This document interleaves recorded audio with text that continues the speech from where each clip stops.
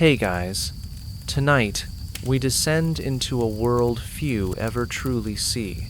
Not the glittering halls of medieval courts, not the holy echoes of abbeys, but a world thick with soot, lit by fire, and shaped by hands calloused beyond repair. Welcome to the forge, welcome to the anvil. Welcome to the daily struggles of a medieval blacksmith, the man behind the armor, behind the tools, behind the war horses and cathedral hinges. The one who never makes it into the paintings, but whose work outlives the kings who commissioned it.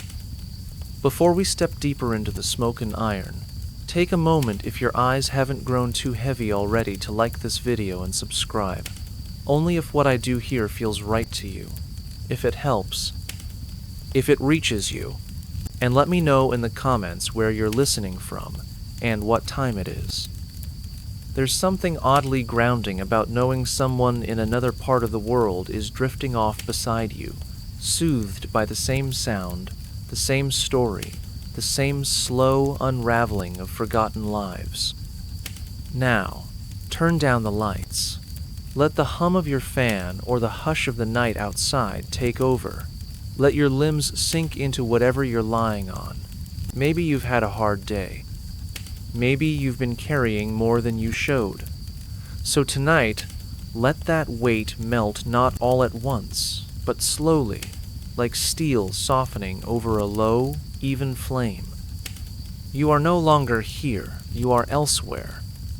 Your clothes itch with wool, your breath smells faintly of smoke, your fingers are lined with years of carbon, and your shoulder aches from the repetitive arc of a hammer.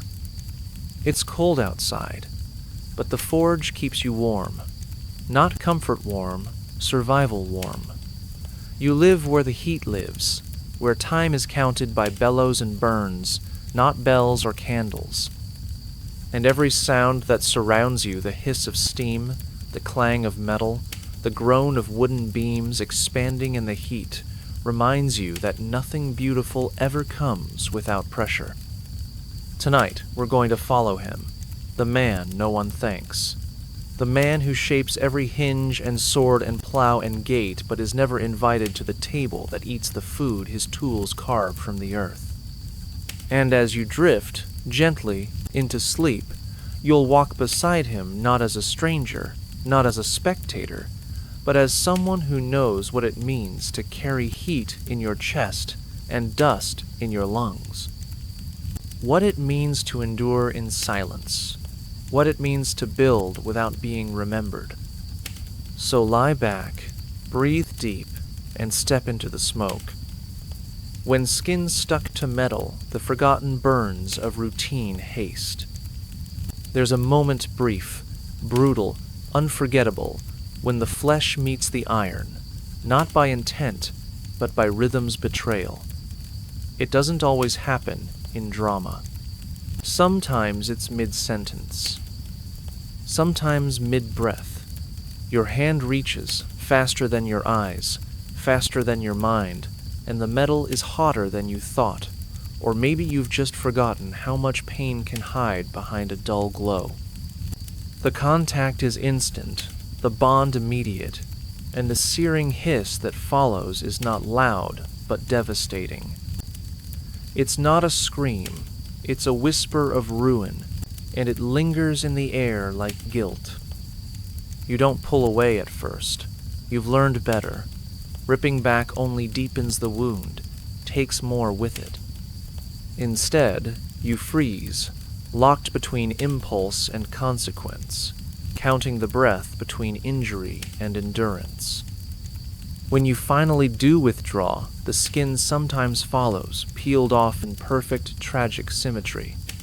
Other times it stays, but it is changed, bubbled, raw, pulsing with memory. You turn your face away from the others, not to hide pain, but to avoid pity. Because in the forge, pity is more unbearable than fire. It wasn't your first burn. It won't be your last. The forge doesn't apologize. It doesn't forgive. And it certainly doesn't wait. You dip your hand in water, not clean, but cold enough. The sizzle is quieter this time, swallowed by the hiss of steam that rises from the coals. You wrap the hand in cloth, stained with older injuries, and go back to the work. Because there's always more to do. And because pain is part of the ritual, the cost of creation.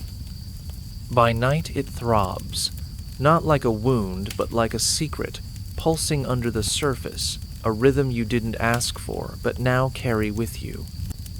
You lie down with your hand resting on your chest, the heat of it radiating into your ribs.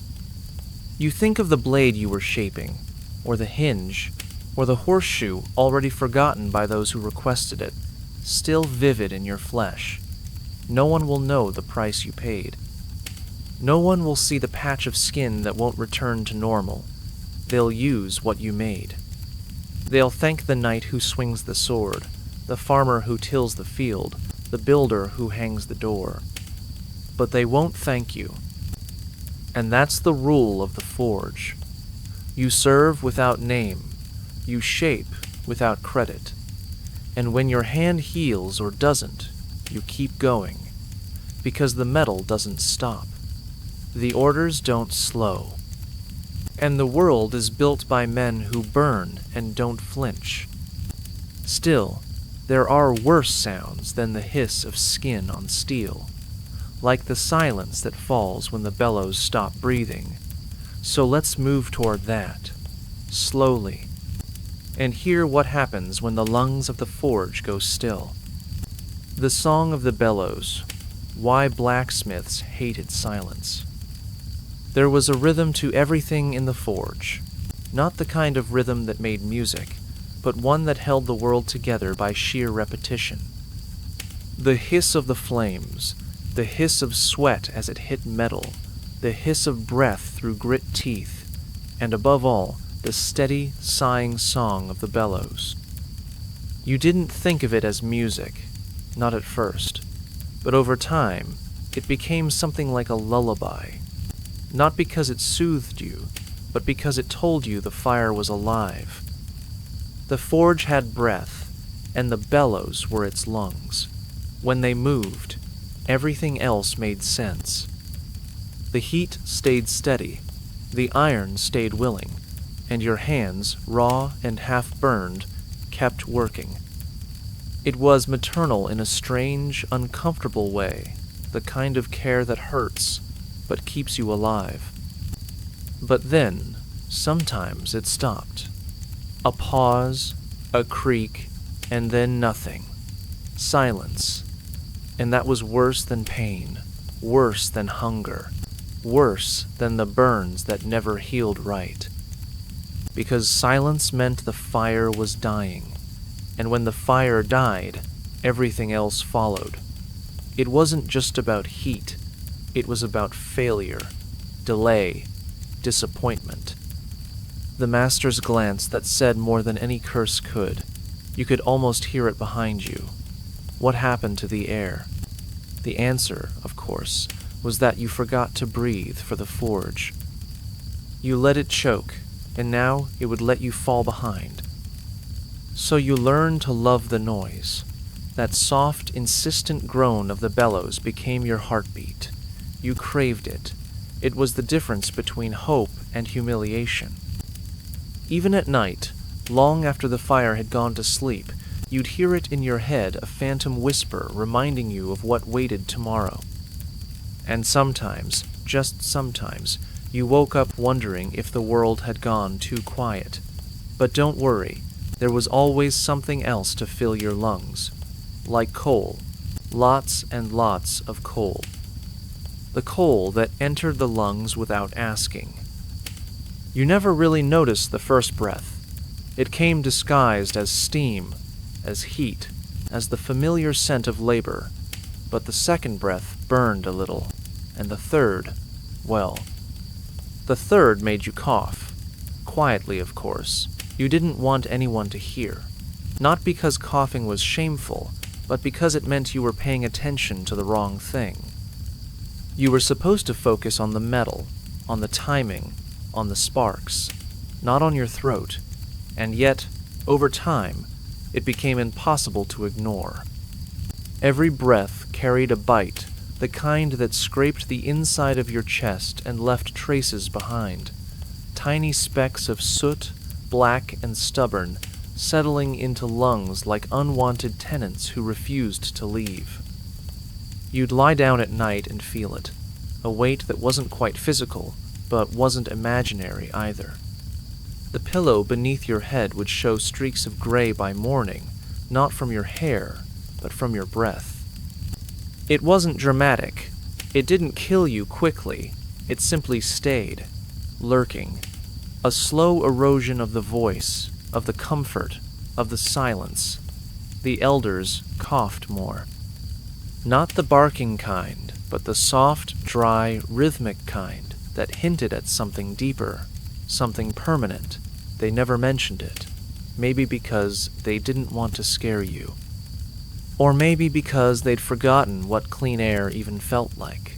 You grew used to it, adapted, like how you adjusted to the burns, to the silence, to the weight of tools too large for your hands. The forge took its tax slowly, like a cruel landlord, a little heat from your skin, a little breath from your chest, a little light from your eyes. You paid it without question, because the alternative was worse: starvation, dishonor, failure, and besides, everyone else was breathing the same air. If they could endure it, so could you. Until one day, you coughed and tasted iron, and not the kind you forged. But there were worse things to taste, like the bitterness of failure, especially the kind shaped like a crooked blade. Speaking of which, why apprentices bit their tongues while filing. You learned early that not all pain came from heat. Some of it was quieter, smaller, more persistent, the kind that didn't make you scream, but made you clench. Filing was one of those tasks. Tedious, meticulous, cruelly slow. You'd sit on a crooked stool with a blade or hinge in hand, and you'd move the file back and forth in a rhythm so precise it felt almost like penance. Every stroke had to count. One wrong angle, 1 ounce too much pressure, and the edge would curve in protest. The metal would warp, the piece would fail, and your pride would shrink beneath the master's gaze. So you bit down, not just with focus, but literally. Your tongue became a casualty of concentration.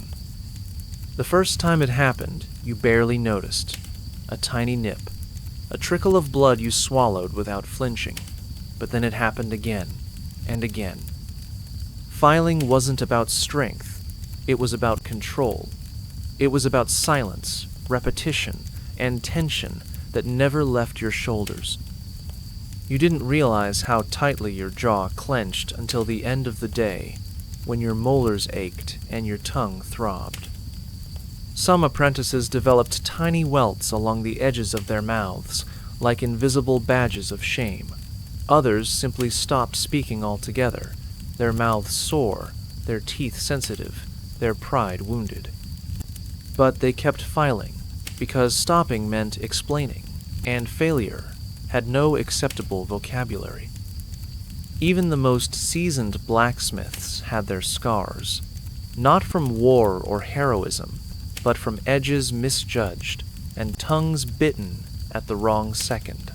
There was no glory in it, no story worth telling. Just a dull ache that followed you home, and a quiet reminder of how unforgiving a single piece of iron could be. And still, you preferred that dull pain over the alternative handing your master a blade that bent like a wilted reed. That kind of shame didn't heal, it haunted. Especially at night, when your tongue still tasted of blood and your dreams bent under the weight of things you couldn't fix. Speaking of shame, let's talk about what happens when a blade decides to show the whole village just how badly you messed up. The shame of the warped blade, when failure couldn't be hidden. There are mistakes that stay private, quiet little slips of the hand, or misalignments that only you notice, tucked away in the privacy of routine. But then there are mistakes that laugh in your face. Mistakes that glint under torchlight and reflect not just your error, but your inadequacy. A warped blade was one of those. There was no hiding it, no angle that disguised it, no clever grip that made it straight again. You could pray it went unnoticed, bury it behind stronger pieces, or try to fix it in a panic. But once iron curves the wrong way, it remembers. Like a lie told too many times, the truth bends with it, and everyone can see it. You handed the blade over, knowing what was coming. Your master didn't need to speak. The silence did that for him. You felt it in your spine, in your stomach, in the flush that crept up your neck and settled behind your ears like a fever. Some apprentices turned red and stayed that way for days. Others turned pale and never tried again. Because this wasn't just a bad day, it was a public confession. A warped blade meant wasted time, wasted coal, wasted pride.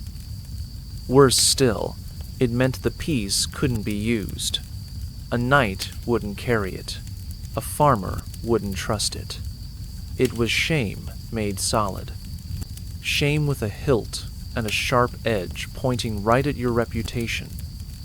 Some tried to hide them, buried the mistakes behind the forge or tossed them into the stream under cover of night. Others kept them, quiet trophies of what not to do. Bent and rusting reminders of days they'd rather forget. But even if you tossed it into the fire, even if the blade vanished, the memory didn't. At night, it returned. That imperfection, that slight, cruel curve. It wasn't just the iron that bent it was you. Your confidence, your hands, your belief that you were improving. And tomorrow, you'd hold the hammer again, but something inside you would hesitate, just for a second, long enough to remember, and that was enough. Still, you kept going, because in the forge, mistakes were just ghosts you learned to live with. Until, of course, something snapped, something heavier, louder, something no one could ignore, like the anvil itself deciding it had enough. When the anvil cracked and the village heard nothing else. It wasn't just a tool, it was the heart of the forge. A block of metal older than most men in the village, with corners worn smooth by decades of blows, and a surface that held the memory of thousands of strikes. You didn't question the anvil. You trusted it. You worked on it like it was a part of the earth itself, solid, eternal. But then one morninger, was it evening? You never remembered details like that. When the day blurred into fire, the sound changed. You swung the hammer and expected the usual ring, but what came was wrong, not hollow, not sharp. Just wrong.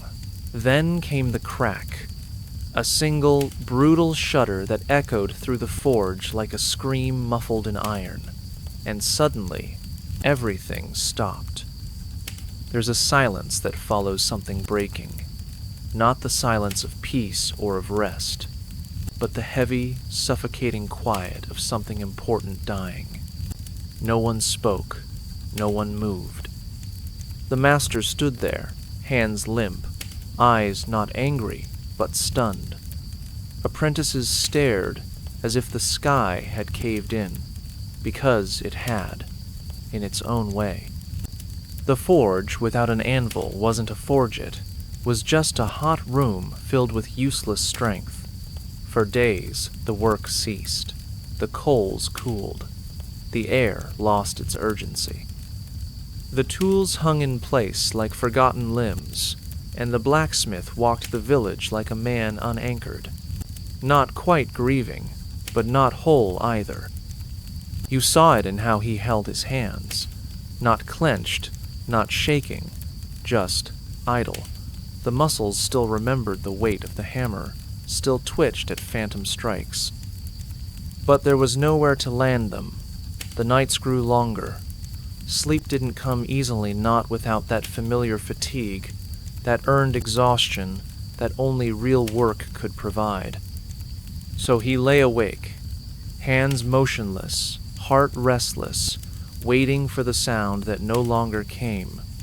The world had changed, subtly but profoundly, and all it took was one crack in the wrong place. But eventually, work resumes, because hunger doesn't wait for replacement anvils, and neither does the weather. Speaking of which, have you ever worn boots that never dried? Because the forge didn't care if your feet were soaked, it just kept asking for more. The boots that never dried and what they did to the soul. It didn't matter if it was raining, snowing, or just oppressively damp, your boots were always wet. Not soaked in the refreshing, accidental way of a brief puddle, but in that deep, creeping way that made you feel like the moisture had been stitched into the leather itself. The kind of wet that defied logic. You could hang them over the fire, stuff them with straw, even beg the sun to do its job, but by morning they were still heavy, still cold, and still smelled like something had died inside them months ago. You'd slide your feet into them anyway, knowing exactly what was coming, that first squelch, that slow invasion of chill up your legs, that fungal, sour perfume of mold, sweat, and despair. And it got to you, not all at once, not in any dramatic, visible way, but slowly, methodically. Like the water found its way through your boots into your bones, your steps got slower. Your back bent more. You started to resent the ground itself, as if it conspired against you. You began each day with a sigh, not because of the work ahead, but because you already knew how the day would end, with your soles throbbing, your toes itching, and your skin raw from the constant friction of soggy fabric. It wasn't just discomfort, it was a kind of erosion, not of flesh, but of will, of pride. You didn't complain because who would listen? Everyone else was wet too. Some tried tricks, elevating their feet at night, wrapping them in cloth, rubbing them with fat or ashes, but the boots won every time.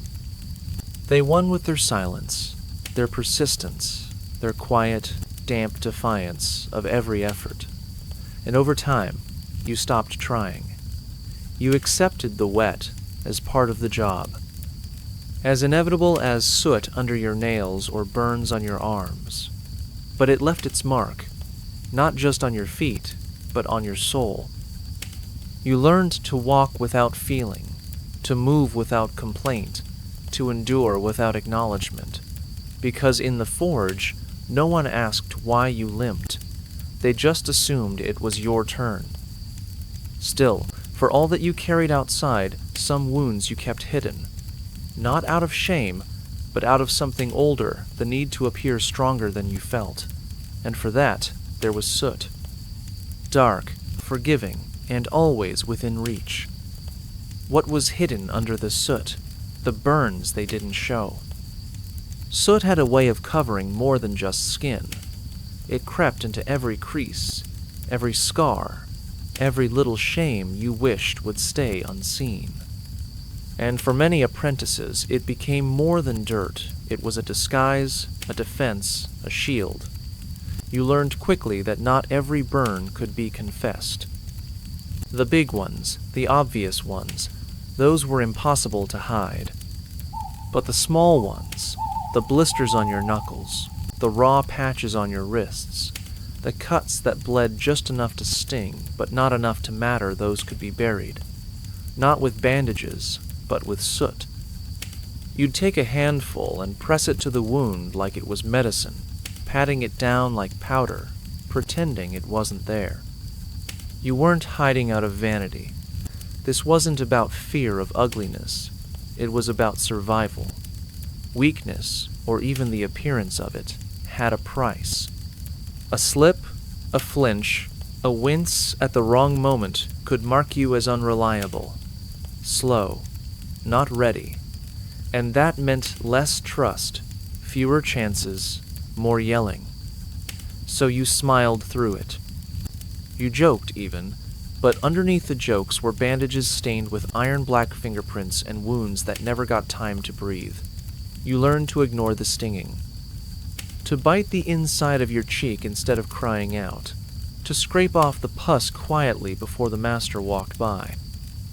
At night, in the half-darkness of the shared quarters, the truth emerged. You'd see another apprentice peeling away a wrap soaked through with blood and ash. Hear the whispered hiss as a cut was rinsed with water, not quite clean. Some shared tip show to mask the smell of infection, how to tape a blister so it didn't burst mid-swing. It was a quiet fraternity of pain, held together not by sympathy, but by understanding. Everyone bore something. Some just hid it better, and in the forge, that was enough. Soot made you anonymous. It let you blend into the background, a smear among other smears, a shadow among shadows. But sometimes the fire had other plans.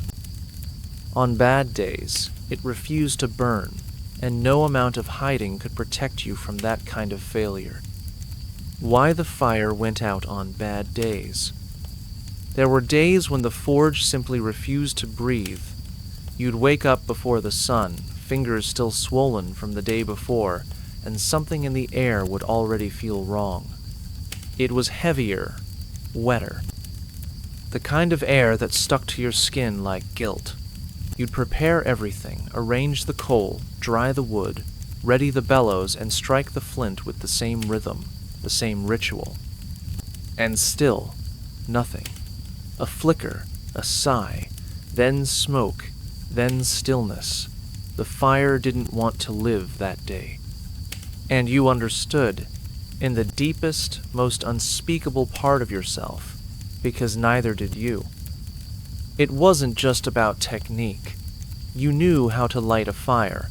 You could do it in your sleep, and some days you practically did. But bad days had their own gravity, their own resistance. It was as if the world itself was pushing back. The coal was damp, the wood uncooperative, the sparks pitiful. You'd try again, and eventually you'd stop. Not because you gave up giving up required energy. No, you just sat, not slumped, not broken, just paused, like the forge. You watched the blackened hearth like it might apologize, like it might whisper an excuse. It never did. The master didn't shout. Not on those days. He just looked. Not with anger, but with something worse, disappointment softened by familiarity. He knew the signs. He'd seen it in others. Maybe he'd felt it himself long ago. That quiet surrender that crept in when everything around you turned sluggish. The world outside didn't care. It kept spinning, kept raining, kept demanding. But inside the forge, time stood still. You could almost hear your own heartbeat, slower than usual, as if your body had made peace with the delay. Sometimes, after hours of staring at black coal and gray wood, the fire finally caught, and when it did, it burned too fast, too hot, as if punishing you for doubting it. But on truly bad days, it stayed out, and no one spoke of it. The tools remained untouched, the anvil cold, the walls listened.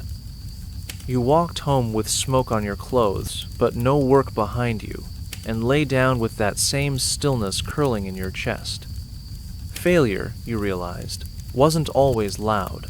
Sometimes it was quiet. Still, like the forge, like you. And when the fire didn't carry your weight, something else had to. The hammer, for instance, which could, on certain days, feel like it held the entire world inside its head. When the hammer felt heavier than guilt. Some tools deceive with their simplicity. The hammer, for example, isn't complicated.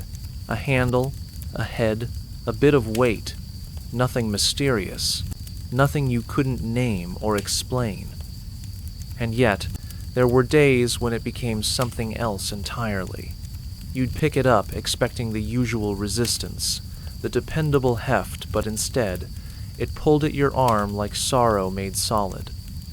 You'd lift it, only to feel your own body protest, not because it was too heavy, but because you were.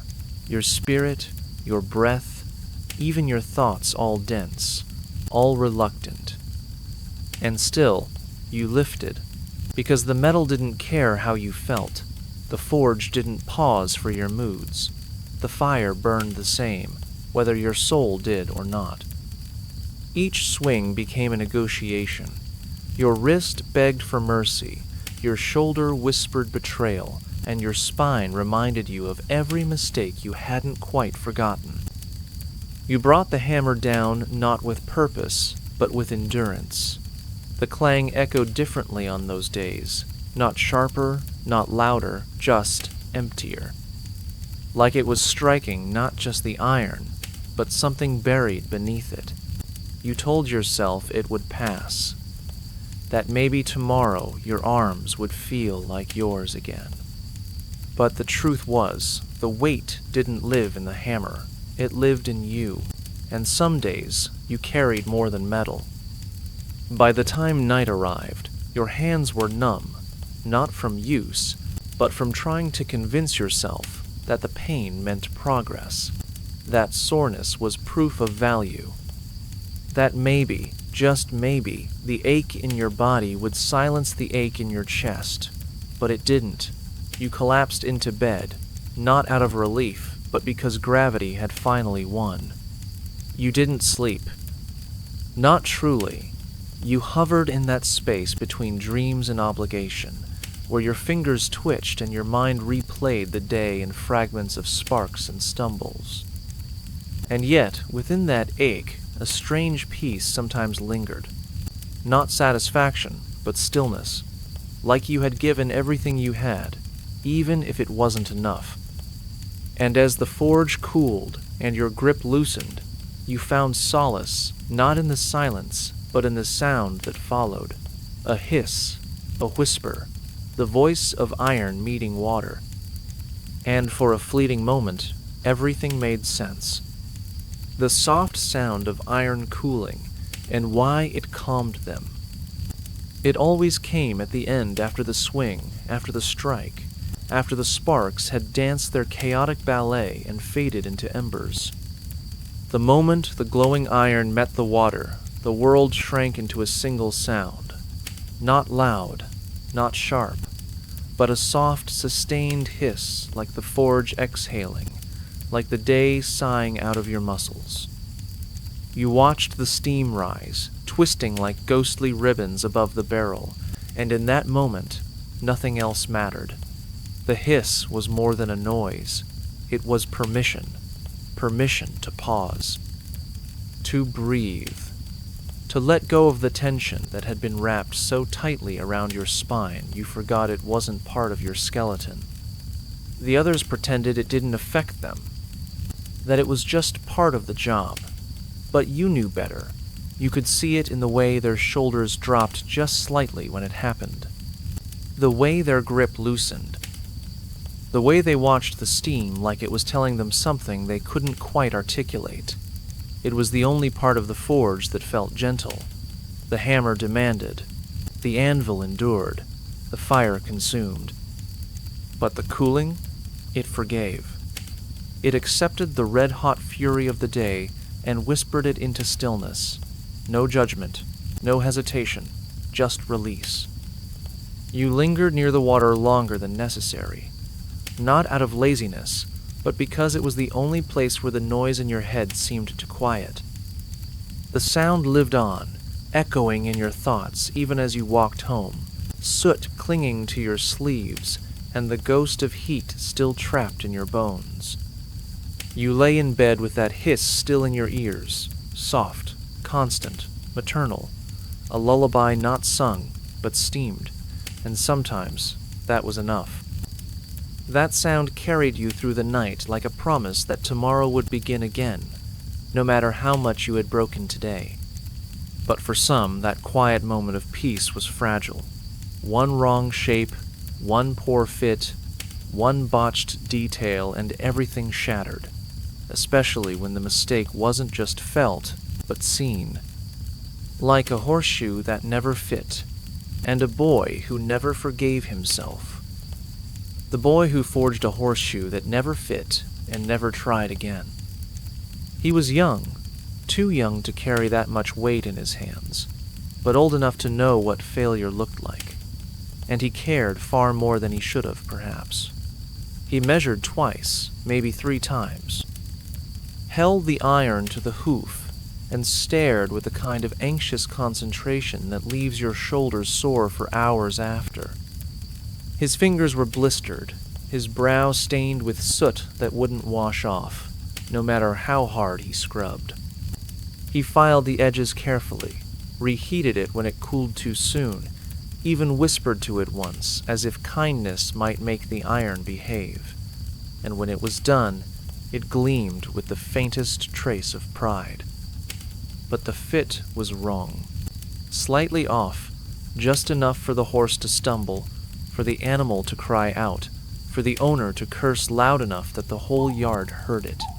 The boy didn't argue, didn't defend himself, just stood there, clutching the still warm tongs with hands that suddenly felt too large, too empty. And after that, he never forged another horseshoe. Not out of laziness, but out of something quieter, deeper, a hollow space carved by shame. He still worked, of course. Made nails, hinges, hooks, things that didn't move. Things that couldn't scream if you got them wrong. You could see it in him, in the way his eyes followed the horses that passed outside the forge, a flicker of something between regret and reverence. The horses didn't notice him, of course, but he saw them every step, every gait, his ears trained to hear the rhythm of hooves, his chest tightening whenever one stumbled, even if it wasn't his work. He never said a word about that day. Not once, but the other apprentices remembered. Some mocked him at first, others learned to leave him alone, because he worked hard, too hard. As if each perfect nail was an apology the world would never accept. Sometimes you'd find him at night, sitting near the coals after the others had gone, holding a scrap of iron not to shape it, but just to feel it, to remember what it was like to believe in something you made, and to mourn what you lost when it failed. It's strange how something so small a curve, a fraction of an inch, can change the course of a life. But in the forge, everything matters. Every spark, every shadow, even the ones that fall on your neck when the iron bites back and no one flinches. When sparks landed on the neck and no one flinched. It was a strange thing, the way the forge taught you not just to endure pain, but to expect it to welcome it like a rude but familiar guest. Sparks were constant, unpredictable, and merciless. They leapt from the anvil with every strike, a chaotic swarm of orange fireflies, bursting against skin, hair, and fabric. The new apprentices flinched. Of course they did. You'd see them jerk backward, eyes wide, hands instinctively rising to their necks as if swatting away bees, and everyone else would just keep working, their silence louder than laughter. Because that pain, that sharp, searing kiss of molten metal against the flesh of your neck or collarbone that wasn't an interruption, it was just part of the job. Veterans didn't flinch. They barely blinked. The spark would hit, hiss against damp skin, and vanish, leaving behind a tiny welt or a blackened edge of cloth. Maybe it stung for a second. Maybe it lingered longer, but you never showed it. Not out of pride necessarily, but because showing it meant admitting it still surprised you. and surprise had no place in the forge. You were expected to anticipate the pain, to move through it, to ignore it not because it didn't matter, but because it always would, and dwelling on it changed nothing. So, you let the spark land. You breathed through your teeth, and you kept swinging. The burns left marks, of course. Tiny crescent scars on the throat, shoulders, forearms. A constellation of suffering etched into the skin, unique as fingerprints. Some wore them with pride. Others tried to scrub them away, as if shame could be erased with lye and a stiff bristled brush. But none of it worked, because even if the skin healed, the memory didn't. You could be sitting at dinner or lying on a straw mattress and suddenly feel the ghost of a spark phantom heat against your neck, making you twitch, and no one would notice, because they felt it too. In time, the spark stopped bothering you, or maybe you stopped noticing. Pain became a background noise, like the clang of the hammer or the creak of your boots. But there was one thing even pain couldn't prepare you for those bitter mornings when the iron, like everything else in that place, decided to turn against you, cold and cruel, without reason or apology. The cold mornings that made iron feel like ice. Before the fire came to life, before the forge roared its familiar breath, everything in that place was frozen in time and temperature. The anvil, the hammer, the tongs, even the very air you inhaled, all of it bit back.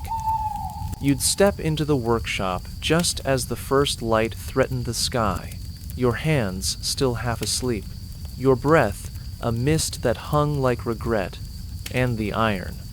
It didn't wait. It greeted you like an old enemy. Not hot, not dangerous in the way fire was, but cold, unforgiving, dead. It felt like it had absorbed the darkness of the night and decided to hold on to it, just to make you suffer a little longer. You reached for the tools and felt them reject your touch. Not dramatically, not cruelly, just with that subtle, silent defiance that made every movement slower, stiffer, less precise. The first blow was always the worst. Your fingers, still numb, missed their timing. The hammer slipped. The sound was off. The rhythm fractured. You'd strike your own hand by accident, maybe more than once, and swallow the grunt of pain before it could escape. The others didn't look, not out of cruelty, but because they understood. Everyone fought the cold in their own silent battle. No one needed witnesses. Some tried tricks to cope, rubbing hands over the fire pit before the coals were ready, breathing warm air into their palms and shaking them like wet laundry. One apprentice used to slap his arms like drums, as if rhythm could ignite circulation. But nothing really worked. You had to wait for the fire to rise. Wait for your blood to remember it had a job to do. Wait for your fingers to believe in the work again.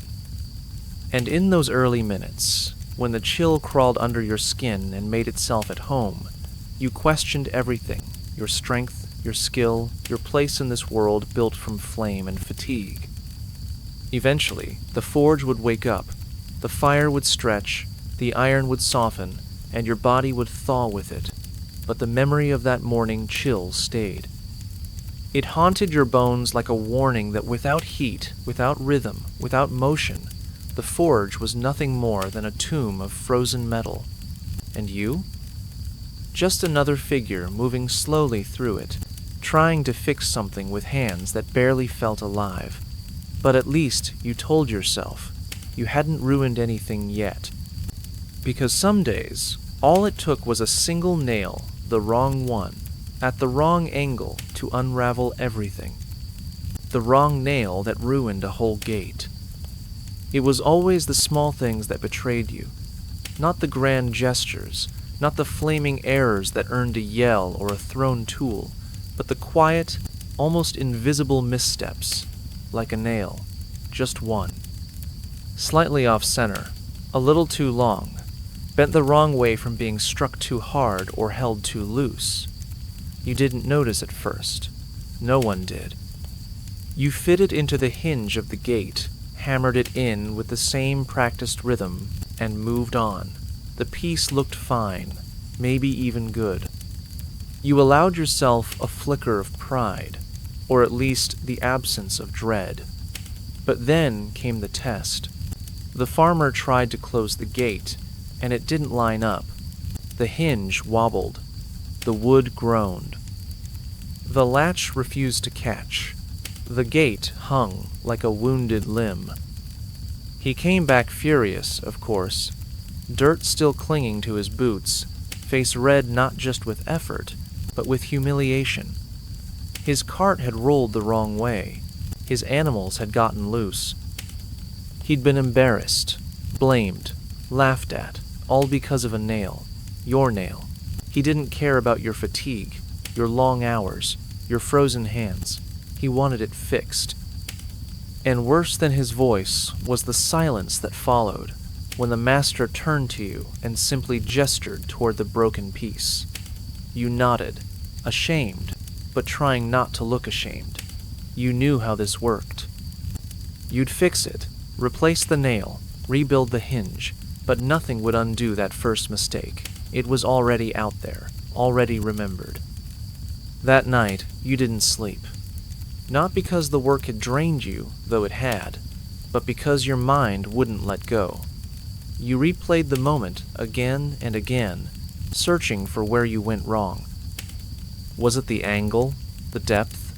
Had your grip slipped just slightly when the hammer came down?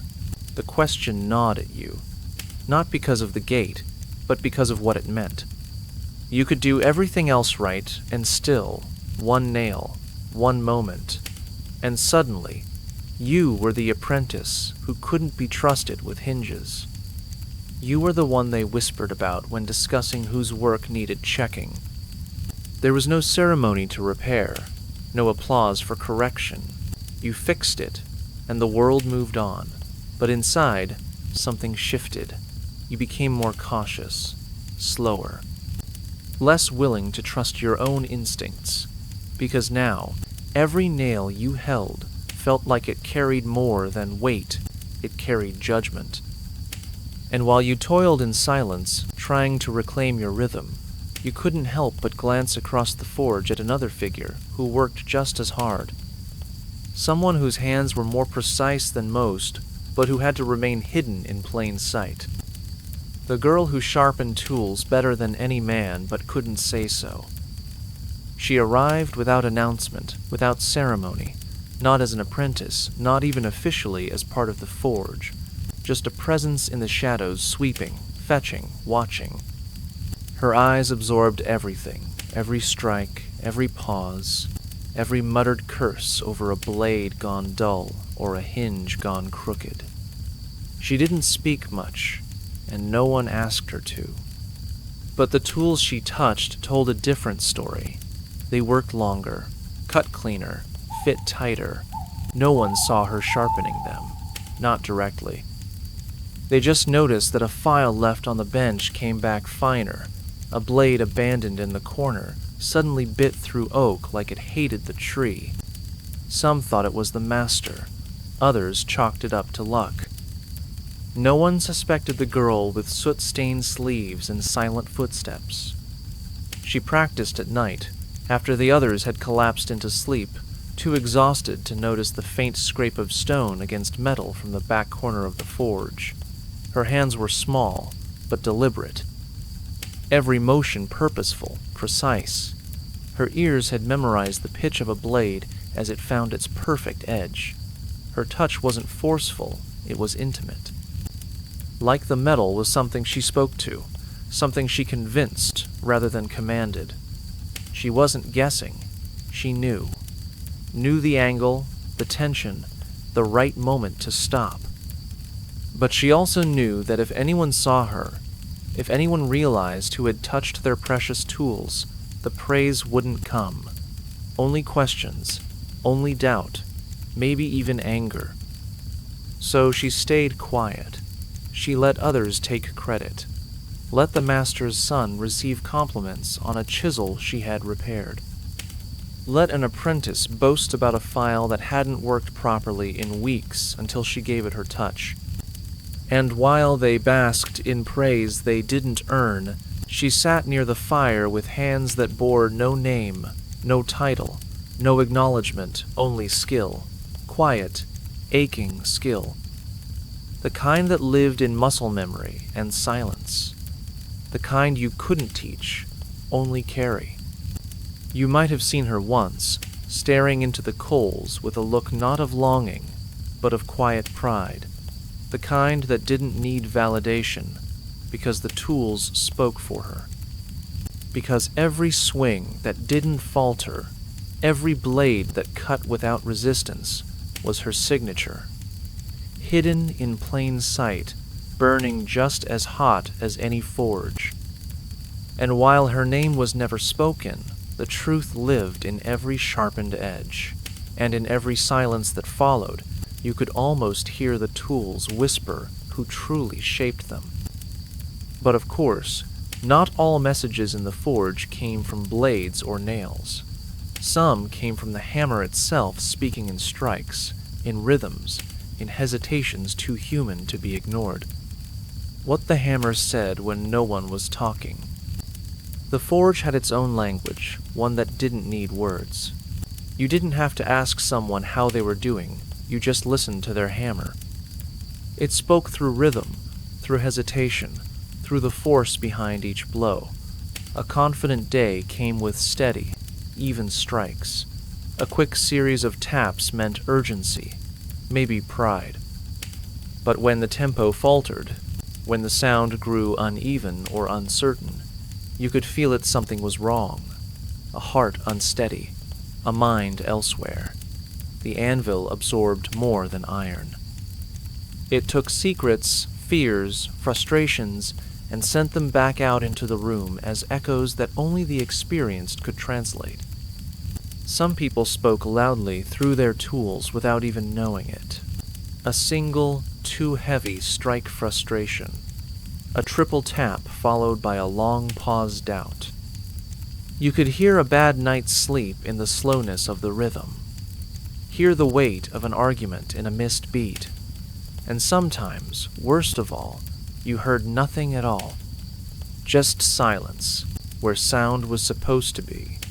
A hammer held too long in a frozen hand. A piece of metal untouched on the anvil. That silence said more than any noise ever could. It was absence disguised as rest. You learned to read these sounds without realizing. They became part of the air. You could tell who had found their rhythm and who was unraveling. You knew when to offer help and when to step away. And at night, long after the forge had gone cold and the village had gone quiet, the hammer kept speaking in your head, in your bones, in your dreams. The same pattern, the same cadence, over and over, like your body still trying to finish a task that your mind hadn't let go of yet. The forge wasn't just about building things. It was about translating pressure into meaning, pain into progress, emotion into action. And the hammer, that unassuming, brutal tool, became a voice you carried with you, even when your hands were empty, even when you were alone. And sometimes, that voice warned you. Sometimes, it told you something had gone wrong. Like the moment a sweet, strange smell filled the air, one that meant someone had pushed the fire too far, and something was about to break. The smell of burned oil that meant someone made a mistake. It always started subtle, just a wisp, a hint, a strange sweetness in the air that didn't belong. You'd be mid-swing, mid-thought, or wiping your brow on a sleeve already soaked with effort, when the smell crept in. Burned oil, not smoke, not iron, not sweat. But that thick, cloying sweetness that wrapped itself around your throat and made your stomach tighten. You didn't need to see the source. The smell told you everything. Someone had overheated the metal. Someone had forgotten the timing. Someone had let the oil stay too long, and now the piece was compromised. The oil was used to quench, to coat, to protect, but it had rules, and when those rules were broken, the fire didn't forgive. The result wasn't always visible. The metal might look fine, might even pass inspection, but deep down something had changed. A weakness introduced, a fracture forming in silence, and the smell was proof. It clung to the walls, to the skin, to the fabric of your tunic. Even after the windows were opened, even after the mistake was hidden, the air remembered, and so did everyone else. No one ever admitted it, of course. You didn't raise your hand and say, "I burned the oil." That would be like confessing you'd cursed the forge itself. Instead, there was silence. A shuffling of feet, averted eyes. You tried to act normal, to keep your rhythm, but the smell betrayed you. It said more than you could. It told the room that someone had rushed, that someone had miscalculated, that someone had let the fire control the moment instead of the other way around. And later, when the day ended and the forge went dark, that scent still followed you home. You'd crawl into bed and smell it in your hair, in your fingertips, on the edge of your blanket.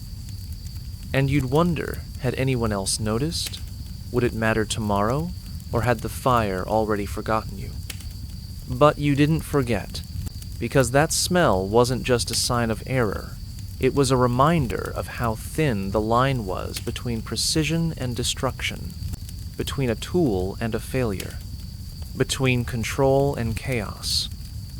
And the next morning, you'd walk in, inhale the usual mix of ash and effort, and pray the only thing burning was the coal. Because when mistakes cost time, pride, or even trust, the question always returned: how much should you charge for something that might already be flawed? Or worse, how much should you lose for being too kind? The guilt of charging too little and the pain of charging too much.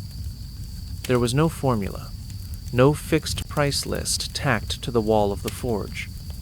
What you charged was part instinct, part desperation, and part moral reckoning. You knew what your time was worth, or at least what it cost you. The cracked skin, the blackened nails, the nights spent with shoulders locked in place and fingers refusing to unbend. But you also knew what your neighbor could afford, and more often than not, that knowledge stung worse than any burn. A latch for a door wasn't just iron. It was a question: how much kindness can you give before you begin to bleed from it? You tried to keep the balance, to charge enough to feed yourself without taking too much from someone who might be feeding 4 children on bread and hope. But it never felt right. If you charged less, they'd thank you, eyes lowered, gratitude thick with shame. And you'd walk away with a few coins and a quiet ache in your chest, the kind that reminded you you'd have to skip meat this week again. If you charged more the fair price, the real price, they'd hesitate. Maybe pay, maybe not. Maybe they'd nod slowly, pretending it was fine, and then eat less that night to make up for it. And that was a weight you carried too. You told yourself you weren't responsible for their hunger, that your work was valuable, that iron didn't bend for free. But guilt is a stubborn thing. It didn't care about fairness. It crept in while you counted your coins at the end of the day and asked, was that too much?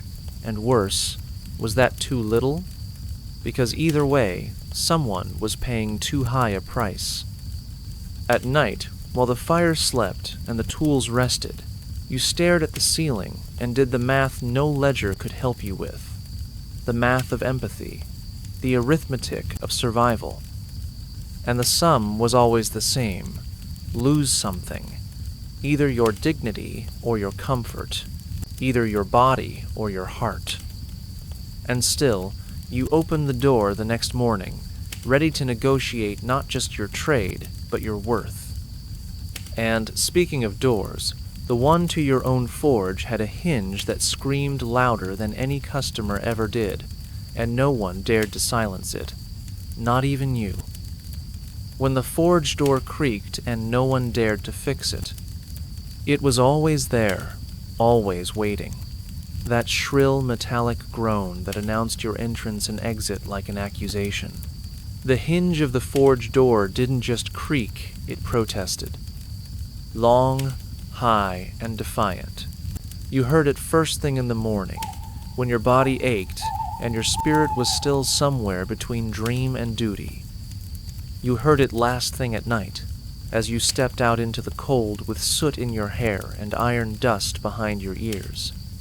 It was the bookend to every day, the exclamation point on your fatigue. And strangely, no one ever fixed it. Not because it couldn't be fixed. You were surrounded by tools, by metal, by grease and knowledge. A better hinge could have been shaped in an hour. A bit of oil, even a wedge of cloth, could have softened the noise. But no one touched it, perhaps out of superstition, perhaps because that scream had become part of the forge's rhythm. A cruel little song that said, "We are still here." It reminded you that this place wasn't just where you worked. It was where you existed in repetition, in imperfection, in that piercing note that split the morning silence and sent birds scattering from the rafters. You told yourself you'd fix it one day, when things slowed down, when there weren't orders to fill or blades to sharpen or fires to stoke, but deep down you didn't want to. Because the sound, as awful as it was, meant continuity. You heard it and knew where you were, what you were. It was a marker of time, of place, of identity. And in a world where so much could go wrong, where nails bent, horseshoes failed, and prices brought shame, the creak was oddly consistent. Some believed it was a kind of charm, that as long as the hinge groaned, the forge would burn, that silencing it might curse the space. Others didn't believe in magic, but still hesitated. Because sometimes, pain that stays becomes comfort, a reminder that you're not alone in your suffering, that even the door cries out when it moves. And if the forge could bear that scream every day, so could you. And yet, not all sounds in the forge led to ritual or comfort. Some led to tension, like the sudden silence between two apprentices over something as small as a missing coin. A silence that said more than any creaking door ever could. The coin that slipped between floorboards and started a silent feud. It was a simple sound, a faint clink against wood, a tiny echo swallowed by the gaps between the floorboards. No one saw it fall, not clearly. Just a blur of motion, a brief flicker of silver, and then it was gone. A single coin, lost to the shadows beneath the forge's feet, not much in weight, but enormous in consequence. Because in that moment, the air shifted. Not violently, not loudly, but in that quiet, brittle way that signaled something fragile had cracked. It belonged to one of the apprentices, or maybe it didn't. Maybe it had slipped from a sleeve or a pocket unnoticed. Maybe it had been borrowed, or promised, or gifted. The details didn't matter. What mattered was what happened after. One boy was seen crouching near the floor later that night, poking at the boards with a rusted nail. Not frantically, not desperately, just methodically, like a man digging for a memory he wasn't supposed to have. Another boy watched from across the room, his eyes narrow, arms crossed, jaw tight. And that was the beginning. They didn't fight. Not with words, not with fists. They did something worse. They stopped speaking. And in a forge, silence like that carries weight. They stopped measuring together, stopped lifting together. They worked on opposite ends of the room, stepping around each other like ghosts. The others noticed, of course. Mistakes multiplied. A hinge came back bent. A blade chipped where it shouldn't have, because rhythm doesn't survive in fracture. And the forge, so dependent on unspoken coordination, began to suffer from the absence of one. At night, they lay on opposite sides of the room, pretending to sleep, pretending not to notice the coin-shaped silence pulsing between them. Days passed, weeks, maybe. And still, the coin stayed hidden, forgotten, perhaps, by the floor that had swallowed it, but not by the boys. The grudge fermented, subtle and sharp, until it wasn't about money anymore. It was about trust, about pride, about who could be trusted in the dark. And the floor? It creaked the same as ever, held the weight of boots and broken rhythms without comment, because floors remember everything. Every step, every stumble, every secret pressed between the planks, just like the skin remembers heat, even when the burn fades, even when it becomes something permanent. Something you stop hiding, something you wear, like a birthmark, or a badge, or both. The burn mark that became a birthmark. It began with a mistake, as most things in the forge did. A moment of distraction, a miscalculated reach, and the boy's forearm brushed against a rod still glowing with heat. He didn't scream. Not really.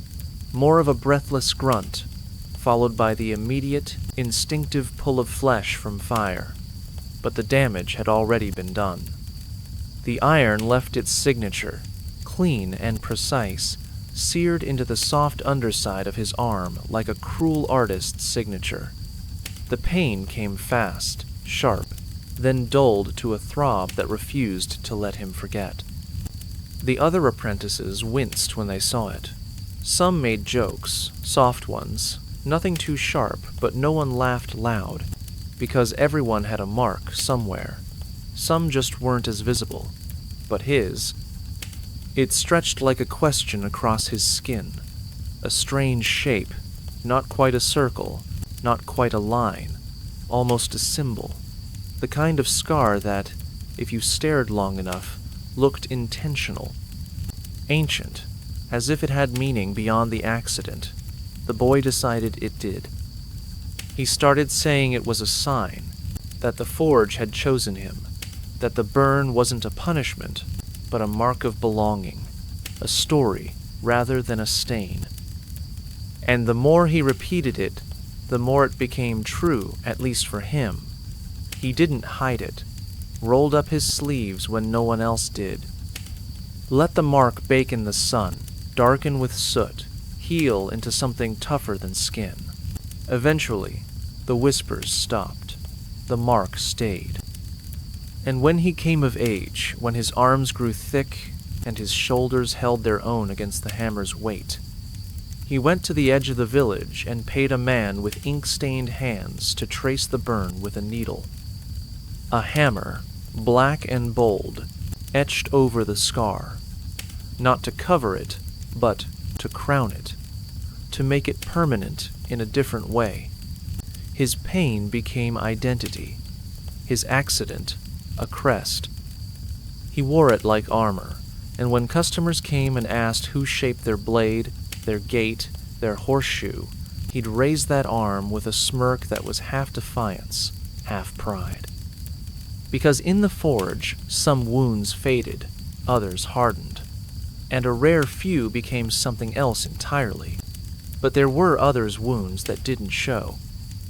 Wounds buried with their bearers, beneath soil and soot, with tools still clutched in hands that never wanted to let go. Why some tools were buried with the dead. You might think death would finally separate a blacksmith from their forge. That after years of hammering, sweating, shaping, and enduring, the final breath would be taken in silence, far from the clatter of metal. But sometimes it didn't end that way. Sometimes, even in death, the blacksmith wasn't allowed to let go. Not entirely. There were funerals, not the grand kind with songs or banners, but small ones, surrounded by smoke-stained friends and family, who barely knew how to grieve someone who'd always seemed stronger than steel. And with them, buried beneath the dirt, went something more than memory. A pair of tongs, a hammer with a worn grip molded to a specific hand, a chisel still stained with the last work it shaped. These weren't offerings, they weren't tokens for the afterlife. They were parts of the body, extensions of fingers and palms that had held them for decades. The forge didn't just leave its mark on the skin, it fused with the soul. To bury a blacksmith without a tool felt wrong. Incomplete. Like sealing a carpenter without his plane, a soldier without his sword.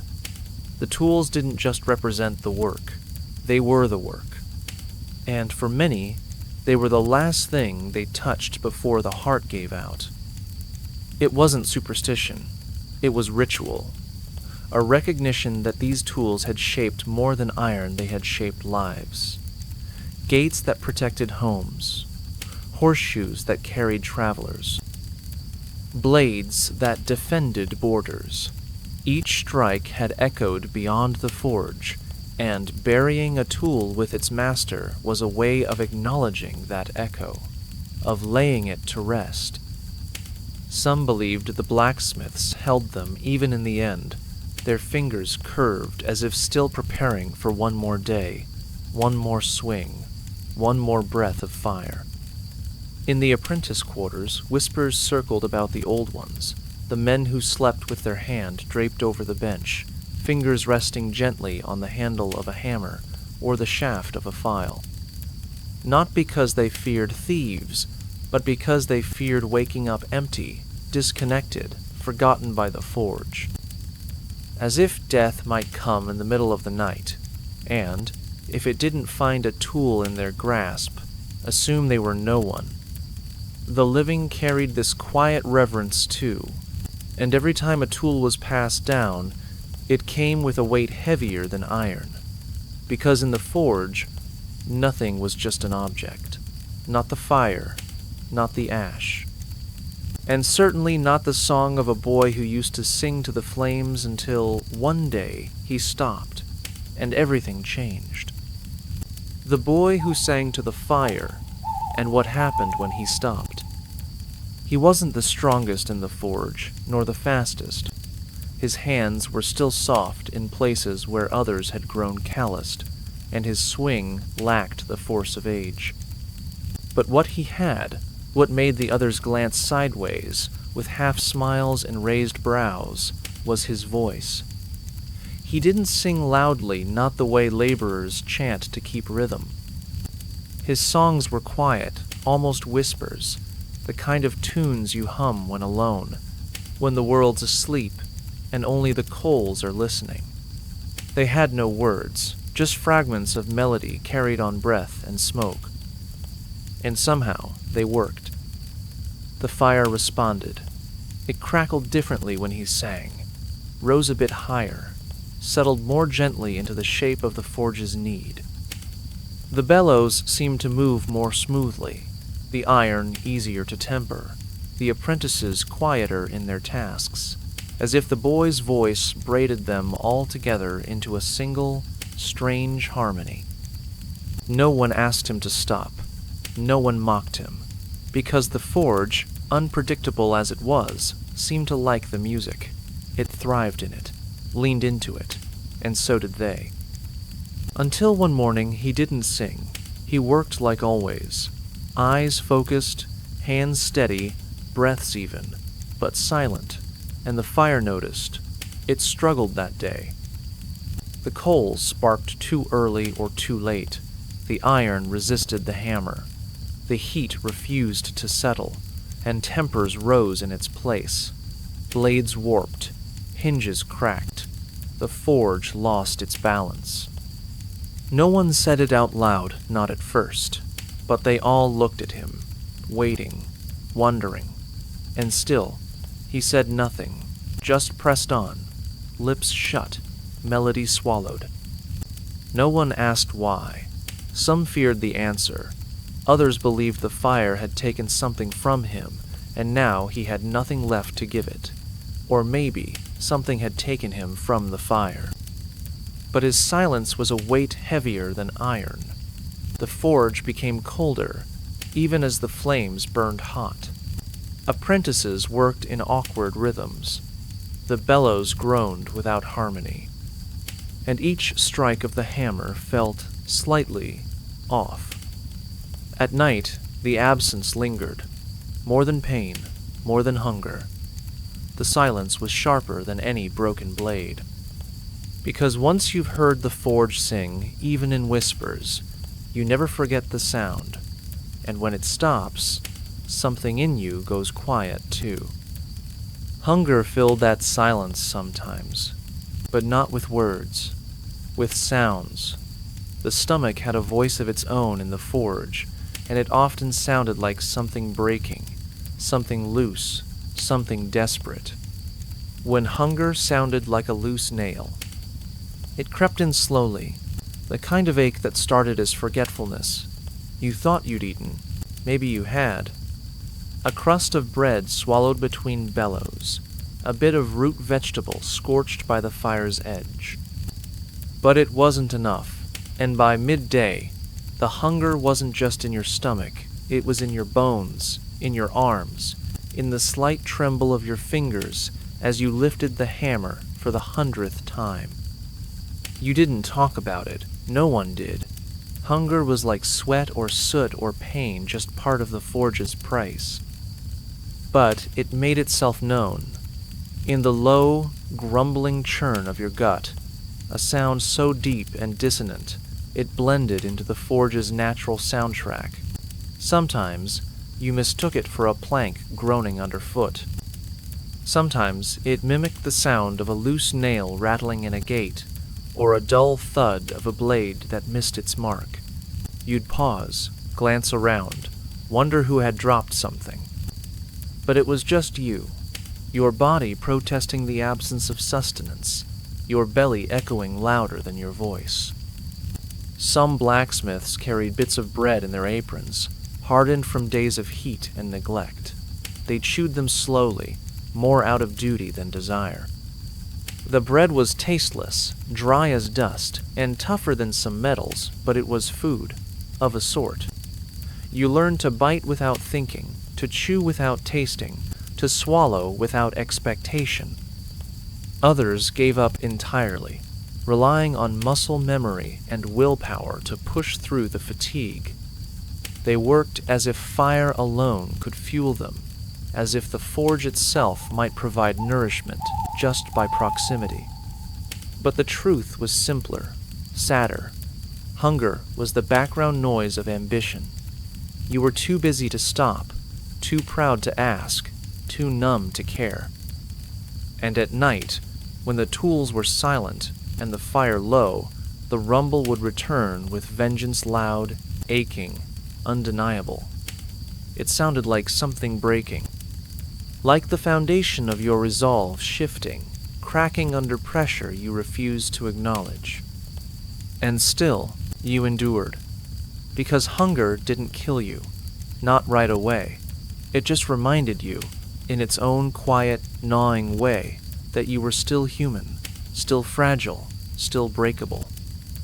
And in the forge, being breakable meant knowing when to stop, or at least when the iron told you to, especially on the third strike, especially when superstition whispered louder than reason. The superstition of the third strike and what it meant to stop. There were rules in the forge, some written in soot and sweat, others whispered from one apprentice to another like secrets passed in the dark. And then there was the rule of 3. No one knew where it came from. Maybe from the old masters, maybe from the iron itself, but it lived in every swing, every heated breath, every bead of sweat that rolled down your temple. The belief was simple. If after 3 strikes the metal didn't respond, didn't bend, didn't give, didn't yield its stubborn shape, you stopped. Not because of logic, not because of physics, but because the forge had spoken. On the first strike, you asked. On the second, you insisted. On the third, you listened. If nothing changed, you set the piece down, walked away, let the iron cool without argument. Because anything more was disrespect, not to the metal, but to the rhythm. The forge was a dialogue, not a monologue. It demanded attention, not arrogance. And those who ignored the third strike often paid the price. Cracked steel, shattered blades, burned skin, bruised pride. Some mocked it, of course, called it peasant nonsense, but even they hesitated on that third swing. Even they paused, hammer raised, eyes scanning the glow of the metal for some sign, a hiss, a shimmer, a twitch of surrender. And if none came, the hammer lowered, the breath released, the silence respected. It wasn't fear, it was reverence. You learned quickly that force didn't always equal control, that the iron had moods, and sometimes it simply said no. At night, lying in a bed that creaked louder than your bones, you'd replay the misses, wonder if you'd pushed too far, if you'd listened when you should have insisted, or insisted when you should have stopped. The third strike echoed in your mind like a bell you couldn't unring, a test you couldn't retake. It wasn't about failure. It was about understanding your limits and the forges. And in the quiet that followed, when the fire dimmed and the tools hung motionless, you remembered that the third strike wasn't just about the work. It was about humility, about knowing when to step back, when to listen to something older, wiser, and far more patient than you. Even the forge had its quiet companions like the dog who slept by the embers, who didn't speak, didn't complain, didn't judge, and whose absence spoke louder than any superstition ever could. The dog that warmed the forge floor and the silence he left. He wasn't supposed to be there, not really. No one remembered when he arrived, or who first let him in. He just appeared one evening, a wiry thing, half mud and half shadow, with eyes that glowed like coals in the firelight. The apprentices tried to shoo him away at first, out of habit, out of fear of what the master might say. But he stayed, curled himself into a tight ball near the edge of the hearth, where the warmth reached but the sparks didn't. He didn't bark, didn't beg. Just slept, as if he'd earned the right to rest in the place where no one else ever truly did. Over time, he became part of the forge, a fixture, more constant than the weather, more dependable than the coal supply. The others stopped noticing him the way you stopped noticing your own breath. He was just there, lifting his head occasionally when someone passed too close, shifting his body just slightly when the fire flared too high. On the coldest mornings, you'd see him exhale that delicate puff of steam, a soft ghost rising from his snout, and you'd feel less alone. Some said he brought luck, that jobs went smoother when he was near, that the iron bent more easily, that arguments cooled faster. No one said it out loud, of course. That would be foolish. Sentimental, dangerous, but when someone dropped food, they dropped it closer to his corner. When the fire blazed too strong, someone always made sure the dog was far enough not to get scorched. No one touched him, though. That, somehow, felt sacred. Then one day he was gone.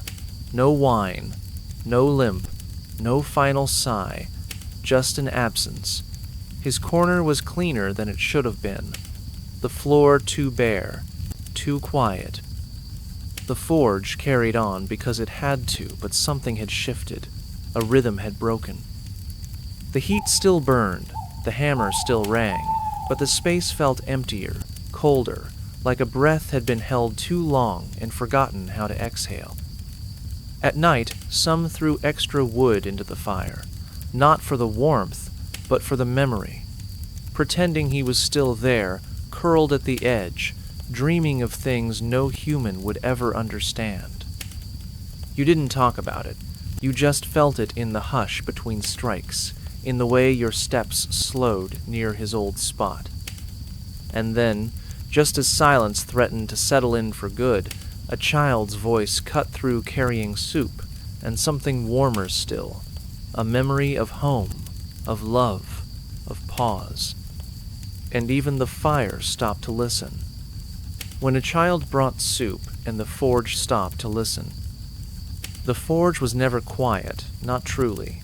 It breathed in rhythm, coughed heat, murmured in sparks. Even in its still moments, it buzzed with the ghost of work just completed or waiting to begin.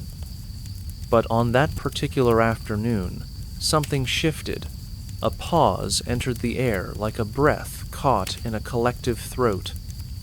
It started with the creak of the door, and then the soft, hesitant patter of small feet on soot-dusted planks. A child, barely tall enough to see over the workbench, appeared with a chipped clay bowl cradled carefully in both hands. Soup, thin and steaming, and silence followed her, like a respectful shadow. She walked past the anvils, past the bellows, past the stares of men who had not remembered tenderness in weeks. The smell reached them first, not of iron or oil, but of onions, herbs, and something faintly sweet. She approached one of the blacksmiths, her father, though she never said it, and lifted the bowl to him without a word. His hands, blackened and trembling, hesitated. Then he took it. And in that moment, the world forgot how to move. The fire dimmed, as if exhaling in reverence. The tools went still.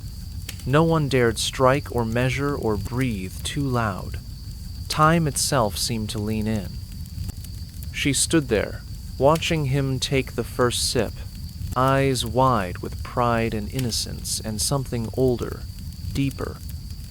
The kind of knowing only children carried, the understanding that love sometimes looks like soup in a cracked bowl, offered without apology. And when she turned and left, just as quietly as she came, no one resumed their work immediately. They stared at the spot where she had stood, as if her presence had changed the shape of the air. The man who drank the soup didn't look up. He just held the bowl with both hands, warming fingers too used to cold steel. Around him, the forge shifted, softer now, more human. For the rest of that day, the hammer strikes came slower, gentler, as if everyone had been reminded of something they'd forgotten, that they had hearts beneath the calluses, that there was a world outside this room. Even the fire, for once, behaved. But not everything in the forge was soft or sacred. Some things were left untouched for reasons no one dared to name. Like a broken pair of tongs that everyone walked around as if stepping too close might awaken whatever memory they still held. Why, no one touched the broken tongs. They lay near the back wall, half hidden behind a barrel of rusted nails, their shape unmistakable even in shadow.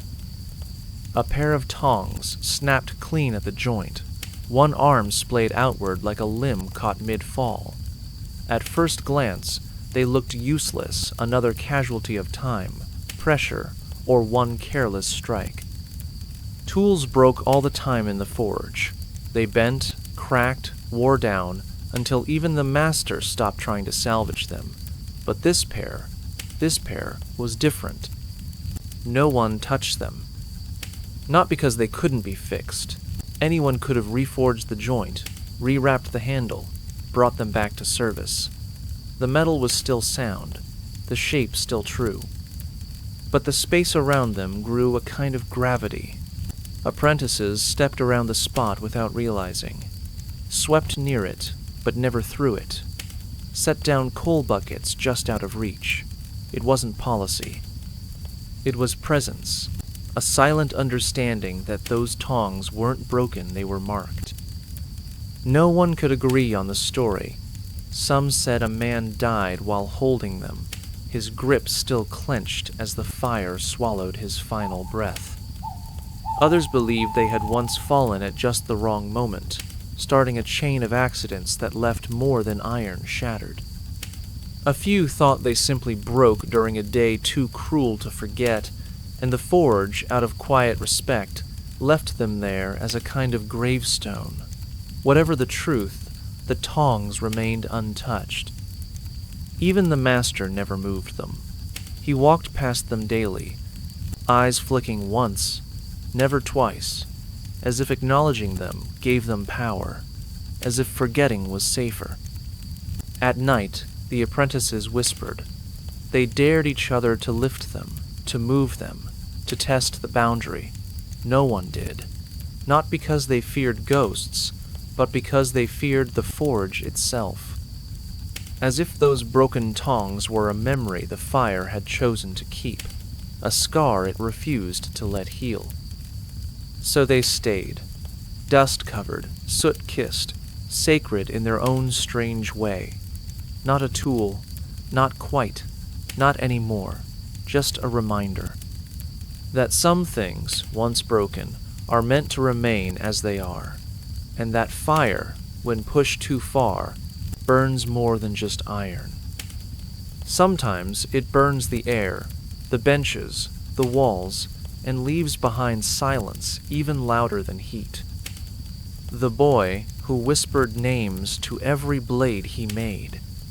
He wasn't the fastest, nor the strongest, and no one would have called him a prodigy. But there was something different in the way he worked, a kind of reverence that didn't come from training or tradition. He treated every piece of metal not as a task, but as a conversation.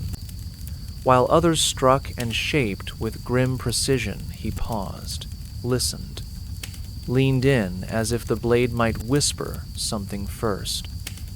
And then, just before the final quench, he'd lean closer and breathe a name into the blade. Not loudly, just a whisper. Soft and secret, one name per piece. Mara, Ellen, Corvus. Names no one recognized. Names no one else knew. At first, the others laughed, thought it was some strange habit, or worse, foolishness. Iron wasn't alive, they said. It didn't care what you called it, but he kept doing it. With every knife, every dagger, every slender sword, he pressed lips to steel and gave it identity. Not for magic, not for glory, but because he believed that something shaped with care should be known, should be acknowledged. He didn't speak much otherwise, but with his blades, he was never silent. And strangely, his work held up. It didn't crack, didn't bend where others failed. Customers returned asking for another like the last one. They couldn't explain why, only that it felt right in the hand, balanced, trustworthy. They never heard the names, of course, but perhaps they felt them, felt the quiet presence of something or someone that had been seen before it was sent into the world. Then, one morning, the boy was gone. No farewell, no note, just an empty cot, a clean bench, and a stack of finished blades still waiting to be quenched. The forge noticed first. The silence felt different, thicker, more expectant. The others waited for someone else to take his place, to pick up the slack. They did, but the rhythm had changed. No one whispered to the blades after that. Some tried once or twice, in secret. It didn't feel right. It wasn't their voice the blades had known, and somehow the iron remembered that. But the blades he left behind, they still cut cleaner. They still shined longer. And when you held one, it felt like someone had seen you before you ever picked it up. And not every scar came from a hammer, or from heat, or even from regret. Some came from something smaller, a sliver of wood, stubborn and deep, that refused to leave. A reminder that the forge, in all its fire and fury, never really let go of those who worked it. The splinter no one could remove, and what it meant to carry it. It wasn't from iron, not from fire, not from any noble act of labor or sacrifice. Just wood, a sliver, thin as a whisper, buried deep in the palm of a man who had held more weight than most would ever understand. It happened quickly, like most things in the forge, a shift of pressure, a slip of grip, a moment's distraction while moving a workbench or fetching coal. The splinter slid in unnoticed at first, deeper than expected, too far for fingers or knives or the crude tweezers someone once tried to use. After that, it stayed, day after day, week after week. Long after the skin had closed over it, long after the pain dulled into memory, it remained a foreign truth lodged just beneath the surface. He could still swing the hammer, still pump the bellows, shape the steel, carry the buckets, but he felt it, in rain, in cold, in the hours after midnight, when even the fire rested. A soft, aching throb that pulsed in time with his heartbeat. It didn't stop him, but it never let him forget. He started joking about it, calling it his weather bone, said he could feel storms coming by the way it twitched. But those who watched closely saw the wince that followed, subtle and sharp, like a truth trying not to be heard. It became a part of him, that splinter, a quiet presence, not large enough to destroy, not loud enough to excuse, just there, reminding him every day that the forge never gave without taking something. It took skin, blood, breath, and in his case, a permanent fragment of discomfort. But he didn't curse it. Not really. He began to treat it like a companion, a reminder that the work stayed with you, whether you wanted it to or not. He once said, in passing, that he didn't want it removed, even if it could be, that it made him feel more connected to the forge, more honest, more real. Because, while others wore scars they could point to and explain, his pain was hidden, small, persistent, inescapable, and wasn't that the truest kind? And so he carried it, into every piece he shaped, into every silence he kept, into every night when the fire had long gone out, but his hands still ached, not from labor, but from memory. Because the forge didn't just leave marks on your skin, it left them in your bones, your breath, your sleep. And sometimes, when you closed your eyes and listened closely, even in the deepest dark, you could still hear it breathing beside you, quiet, patient, eternal. And as the fire dies down, the noise fades, and the village sleeps. So do you.